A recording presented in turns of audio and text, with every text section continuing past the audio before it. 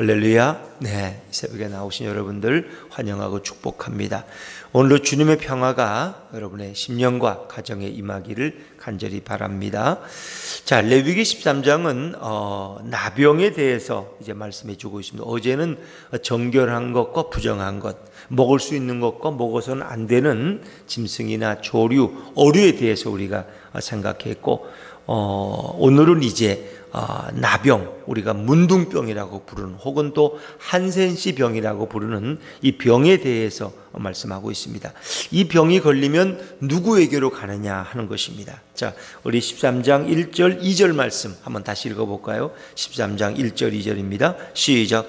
여호와께서 모세와 아론에게 말씀하여 이르시되 만일 사람이 그의 피부에 무엇이 돋거나 뾰루지가 나거나 색점이 생겨서 그의 피부에 나병 같은 것이 생기거든 그를 곧 제상 아론에게나 그의 아들 중 한 제상에게로 데리고 갈 것이요. 그리고 3절에 보니까 제상은 그 피부의 병을 진찰할지니, 그 당시에는 다른 병은 모르지만은 나병에 대해서만은 누구에게로 갔어요? 제상에게로 갔다는 것입니다. 이것은 그 당시의 습관으로 보면은 이 나병은 아무나 걸리는 병이 아니라는 것입니다. 이것은 하나님의 징계라는 것입니다. 하나님의 진노라는 것입니다. 그래서 이것은 특별히 제상에게로, 왜? 나병이라는 것은 거의 뭐 죽을 경우로 이렇게 우리가 생각했다는 거죠. 그래서 그것은 제상에게로 가져간다. 제상에게로. 어찌 보면 오늘날 그 문제를 하나님에게 가져가야 되는 것처럼 이것은 너무나 중한 병이었다는 거죠. 중한 병. 특히 나병이 이렇게 중한 병이라는 것은 그 나병이 가진 여러 가지 특성 때문이죠. 나병은 전염성이 강하다는 거예요. 또 한 번 걸리면 고침받기가 어렵다는 거예요. 거의 치명적이라는 거예요. 거의 죽는다는 것입니다. 또 나병에 걸리면 가족과 함께 있지 못한다는 거예요. 나병에 걸리면 10중 8구는 가정에서 함께 살지 못하고 저 산이나 들에 따로 나병 환자들이 몰려있는 곳에 가서 살아야 된다는 것입니다. 이건 하나의 격리성, 분리성입니다. 분리성. 이것이 이 나병의 특징이라는 게 꼭 죄의 특징과 너무나 유사하다는 거죠. 죄라는 것은 잘 전염되어지는 것입니다. 죄라는 것은. 또 죄라는 것은 파괴성이에요. 파괴성. 그래서 모든 것을 다 파괴시키고 가정의 행복도 파괴시키고 한 나라도 죄가 들어오면 파괴돼 버리는. 죄라는 것은 또 분리성이죠. 분리. 부부를 분리시켜. 죄가 들어오면 그렇게 정이 좋던 부부가 원수가 됐다는 거 아세요? 여러분 이혼하고도 사랑하는 부부 봤어요? 이혼할 때는 다 원수가 됐어요. 이혼해.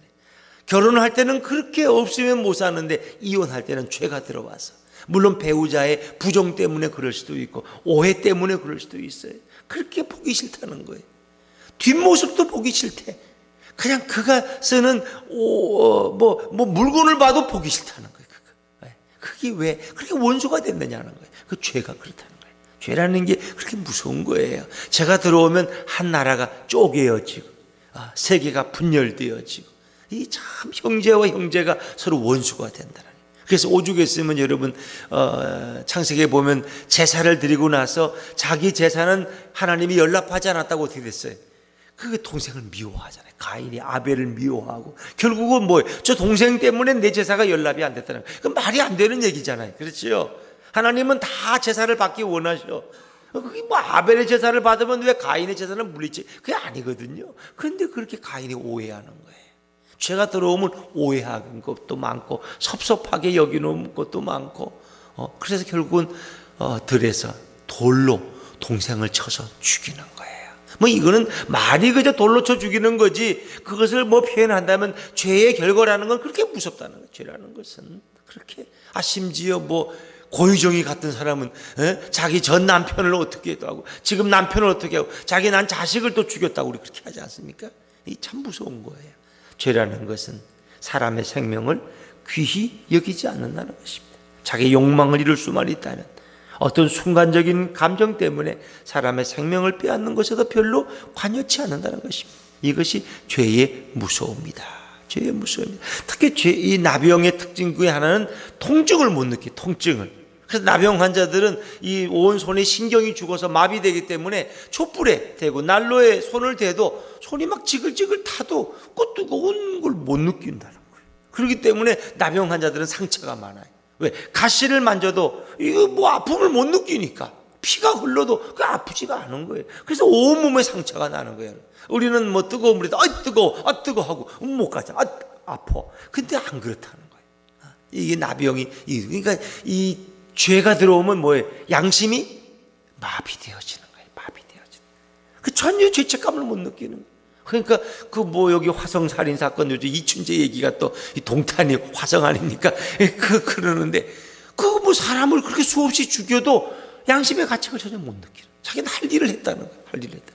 그 심지어 또 어떤 그 살인자들을 보면 자기가 사람 죽인 걸 기억을 못 한대요. 그게 정신병자. 그 기억을 못 하니까 또 죽이고 또 죽이고 또 죽이고 그러지.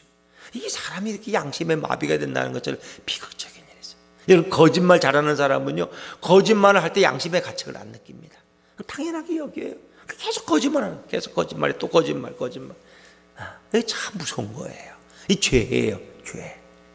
보통 사람들은 거짓말하면 양심의 가책이 있어서 한 번, 두 번은 급하니까 거짓말로 위기를 모면하지만 돌아서면 그게 마음에 걸려요. 내가 이제 거짓말하지 말아야지. 거짓말하니까 못 살겠어. 하나님이 계시다면 나 같은 거짓말쟁이를 그냥 두시겠어요? 결국은 나중에는 사실은 그게 내가 실수해. 내가 임기응변 급해서 했지만 사실은 이게 아니라고. 그래서 그걸 다 토로하고 용서를 받아야 마음이 편해요. 그래야 밥을 먹어도 소화가 되는 것 같고. 근데 이게 양심의 죄에 마비되면 거짓말을 해도 전혀 그런 거 잠만 잘 자고 잘 먹고 아무 문제가 없어요. 그게 제일 심각한 거라는 거 아세요? 그 사람이 통증을 느끼면 그래도 괜찮은 거예요. 뭔가 가능성이 있는 거예요. 근데 전혀 통증을 못 느끼면 이게 심각한 거예요. 병도 그래요. 통증을 느끼지 못하는 병은 고칠 방법이 없어요. 그러나 통증이 있을 때는 병원에 갈 수 있고 진단을 받고 치료의 방법이 제시될 수 있다. 이 나병이 그래서 이 죄의 증상과 너무나 비슷하기 때문에 우리는 이 나병을 가지고 그러니까 어찌 보면 성경이 이렇게 나병에 대해서 뭐 길게 얘기하는 것도 결국은 그 당시에는 물론 이 나병이 뭐 그만큼 중한 병이니까 백성들에게 자세하게 알려져 있을 거예요. 그러나 오늘날로 보면은 이 죄라는 것이 얼마나 무서운 것입니다. 죄는 바로 나병의 특성으로 우리에게 오늘도 읽혀지고 있는 것입니다.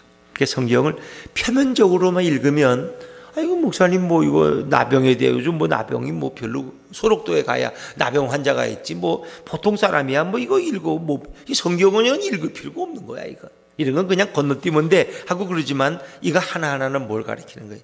죄라는 것이 얼마나 치명적인가, 죄라는 것이 얼마나 무서운가. 그래서 그것을 또 살피고 또 살피는 거예요. 그래서 뭔가 그 사람이 문제가 있다 그러면 어떡할 거예요? 자, 그가 이제 나병이 확실하면은 그를 부정하다고 진단을 내리는 거예요. 자, 그런데 만약 이것이 조금 지켜볼 상황이면은 그를 이래 동안 격리해 두는 거예요. 자, 우리 4절 말씀을 한번 들어보죠. 4절입니다. 4절 시작. 피부에 색점이 희나 우묵하지 아니하고 그 털이 희지 아니하면 제사장은 그 환자를 이래 동안 가두어 둘 것이며 그랬습니다.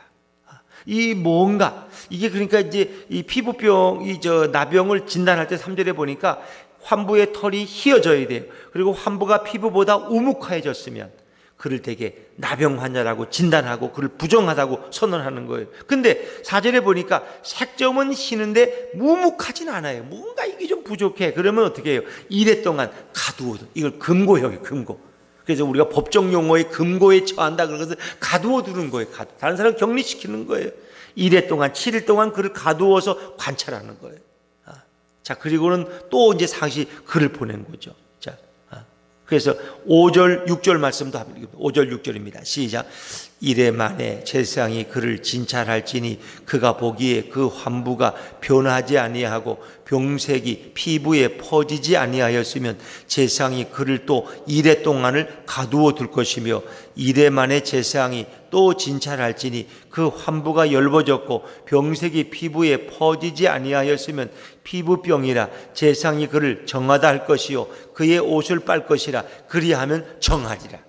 이래 동안을 또 지켜보고 또 그것이 또 뭔가 좀 이상하면 이래 동안을 또 14일 동안을 격리해 둔다는 거예요. 그러다가 마지막에 보니까 이건 나병이 아니야. 환부가 다시 열버지고 병색이 피부에 퍼지. 그 피부병은 정도는 그 무거운 병이 아니니까 피부병. 그래서 그를 정하다고, 그 나병 환자가 아니라고, 정결하다고 선언하는 거예요. 그러면 그는 가정의 품으로, 가족에게로 돌아갈 수가 있는 것입니다. 그런데 그렇게 정결함을 입었다가도 다시 또 문제가 생기면 다시 또 제사장에게 보이게 되는 거죠. 그리고 다시 그것이 또 나병처럼 보일 때는 나병으로 또 그를 부정하다고 선언하죠. 자, 7절과 8절 시작. 그러나 그가 정결한지를 제사장에게 보인 후에 병이 피부에 퍼지면 제사장에게 다시 보일 것이요, 제사장은 진찰할지니 그 병이 피부에 퍼졌으면 그를 부정하다 할지니라. 이는 나병임이니라. 그래서 오랜 동안에 그를 지켜보는 거예요. 죄라는 것은 잘 지켜봐야 돼요. 죄라는 것은 가장 작은, 아무리 작은 것일지라도 그것은, 죄는 급속히 전염되어지고 퍼지고 그 결과가 치명적이기 때문에 잘 살펴봐야 된다. 어찌 보면 우리가 하나님 앞에 나올 때마다 그래서 어떻게 해요? 죄를 자백해야 돼요? 자백하지 말아야 돼요? 자백하는 거예요. 우리는 하나님 앞에 나올 때마다 내가 또 어떤 죄를 졌는지, 하나님 앞에서 나의 죄를, 내가 깨닫든 깨닫지 못하든 우리를 죄를 고백하는 거예요. 왜? 죄는 눈꽃만큼도 우리에게 들어오면 안 돼요. 왜? 작은 죄가 꽃 이렇게, 여러분 이 아프리카 돼지열병 보세요. 이 한 집에서 이렇게 발견돼 확진 판정을 받았는데, 그것이 얼마 후에 보니까 김포로 또 인천으로 또 저 충청도까지 그냥 순식간에 퍼져나가잖아요. 이 죄라는 건 그렇다는 거죠. 나병의 특성과 죄라는 것은 너무나 유사한 점이 많기 때문에 그것을 제사장은 또 지켜보고 또 지켜보는 거예요. 그래서 오늘 우리가 28절까지 말씀 읽었지만 피부에 의해서 나병을 진찰하고 진단하는 이런 말씀이 나오고, 그 다음에 또 거기에 9절부터는 생살, 이 난육이라고 옛날 표현되는데, 생살이 돋았을 때에 그것을 또 피부병으로 판단하는 것, 진단하는 것에 대해서 또 말씀하고, 18절부터에는 종기에 상처가 났을 때 그 상처를 가지고 이제 진단하는 것이 또 설명되어집니다. 24절부터 28절까지는 화상, 그러니까 불에 데웠어요. 그럴 때 그것을 또 어떻게 진단하는 것에 대해서 이 다양한 것들을 가지고 나병 환자가 혹 아닌가 하는 것을 아주 신중하게 진단하는 모습이 소개되고 있습니다. 그래서 나병은 이렇게 치명적이고 이렇게 잠재성이 있어요. 그것이. 그래서 나병 환자들은 그것이 자기가 모르고 나병이 진행된 지 3년이라는 거예요. 또 이제 그 자기가 알고 3년이에요. 그 다음에 3년은 남들이 알고 3년이라는 거예요. 9년 지나면 대부분 죽든지 치명적인 결과가 이른다는 거예요. 그러니까 처음에 나병이 자기 속에 들어와도 3년 동안은 전혀 인지를 못한다는 거예요. 인지를 못한다. 그러나 그것을 늘 숨길 수는 없어요. 6년이 지나면 결국 다른 사람들에게 그것을 알려. 왜? 그 증상이 얼굴이나 손이나 모든 몸에 나타나기 때문에 이렇다는 거죠. 여러분, 우리는 죄가 우리 속에 들어와도 그 잠복기를 모르고 지낸다는 것입니다. 아무렇게 똑같지 않은데 결국 그 죄라는 것은 우리의 유명한 파괴적으로 우리를 결국은 결국 죽음으로 이끄는 것이 죄라는 것입니다.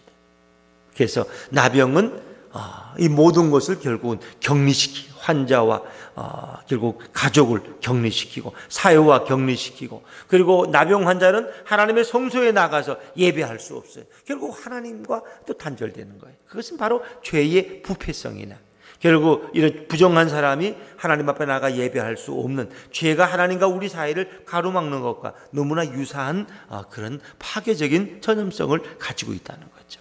그래서 인간의 죄와 하나님의 거룩성은 공존할 수 없습니다. 공존할 수 없어요. 그러니까 인간이 죄 때문에 하나님 앞에 나아갈 수 없어요. 그래서 인간이 하나님을 만나면 결국 인간은 죽어요. 그런데 하나님께서는 어떻게 해요? 결국 인간을 죄인된 인간을 살리기 위해서 결국 누가 죽었어요? 예수님이 죽. 결국 그 얘기는 바꿔 말하면 하나님이 죽으신 거예요. 인간은 당연히 죄 때문에 하나님을 만나면 죽어야 돼요. 그런데 하나님은 인간을 살리기 위해서 하나님이 죽으시는 거예요. 제2격인 예수님이 인간의 몸을 입고 오셔서, 하나님이신 그분이 인간이 죽어야 할 자리에 그분이 대신 생명을 내어놓는 거예요. 놀라운 거죠. 인간을 살리기 위해서 하나님이 우리 대신 죽으셨다가 다시 부활하시는 거예요. 그러니까 죄라는 것은 이렇게 무서운 것이다.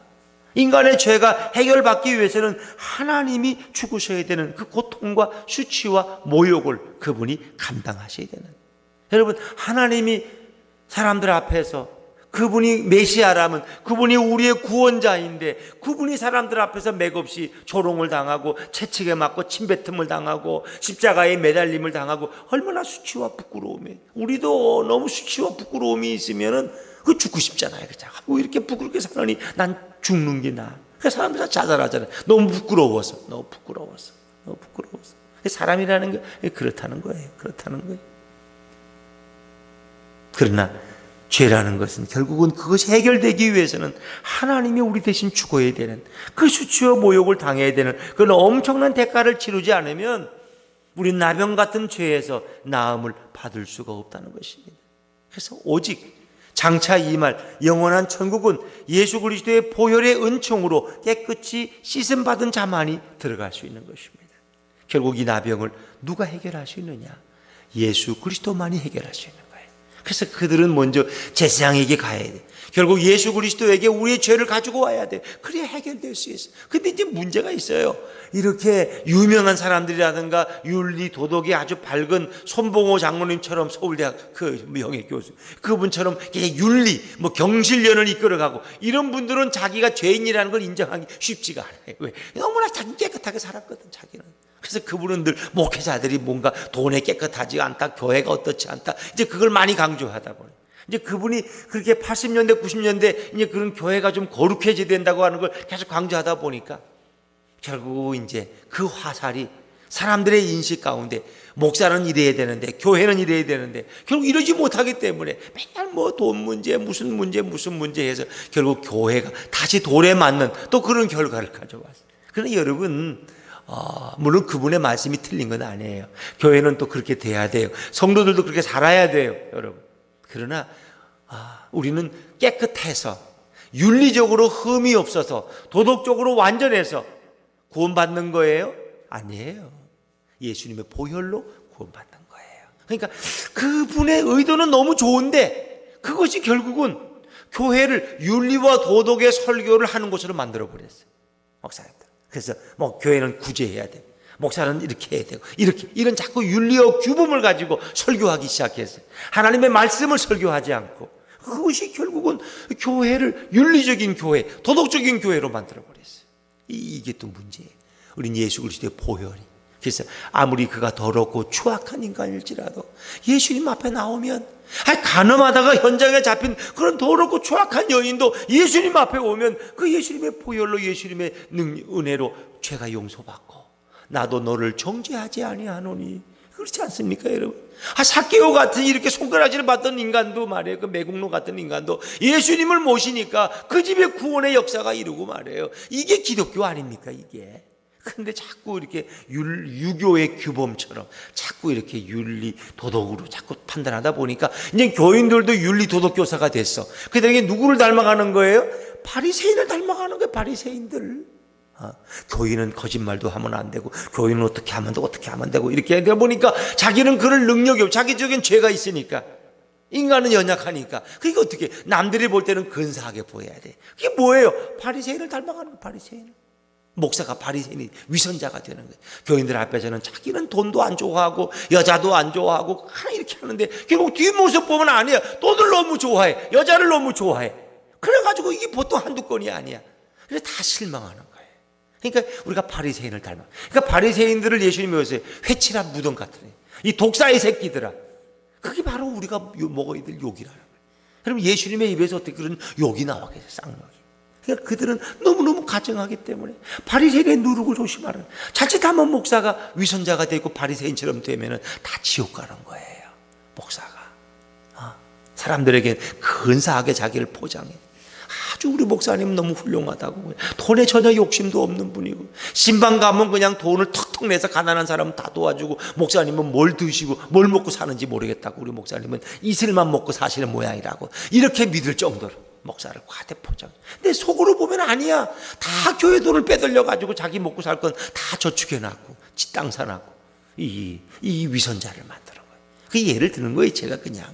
그러니까 우리가 신앙이 남을 의식하는 신앙에 이렇게 빠지다 보면이니까 윤리와 도덕에 빠지다 보면은 하나님의 말씀이 아니라 윤리와 도덕이 우리의 규범이 되면은 결국 위선자가 되고 바리새인이 되어서 천국에 갈 수 있어요? 못 간다는 겁니다. 그러니까 예수님 앞에 나와서는 그 세리처럼 가슴을 치면서 내가 죄인이라고, 내가 감히 눈을 들어 주님을 바라볼 나는 그런 나의 깨끗함도 없다고 자신 통곡하는 세리가 오히려 회개하다가 구원받았고, 잘난 체 하는 바리새인은 일에 한 번씩 금식했고 11조를 한 번도 빼먹은 적이 없고 나는 저 세리와 같지 않음을 감사합니다 하고 감사기도까지 했던 세리는 결국 지옥 가는 거예요. 그러니까 이 얼마나 비참한 거예요. 일생을 목사가 목회하고 장로님이 그렇게 존경받은 장로님으로 30년 40년을 교회를 섬겨도 천국까지 못하고 지옥 간다면 너무 비극이잖아요, 여러분. 그렇지 않습니까? 예수 잘못 믿는 거예요. 그래서 윤리와 도덕이 판치는 우리의 이 설교 현장이 너무나 잘못되어 가고 있다. 이것이 다 70년대 80년대 손봉호 장로님 같이 깨끗하고 정말 자기는 양심이 깨끗해, 이런 분들이 너무 그걸 강조하다 보니까 결국 교회가 그렇게 변화되었어. 참 이것이 우리가 나병처럼 더럽고 추악한 인간일지라도 오늘도 예수 그리스도 앞에 나오면 거기에 생명의 길이 있고 구원의 길이 있고 은혜의 길이 열릴 줄로 믿습니다. 이게 복음이라는 거예요. 이게 교회라는 거예요. 누구든지 주님 앞에 나와서 진정으로 회개하고 주님을 영접할 때 그 길은 구원의 길이 열린다는 거예요.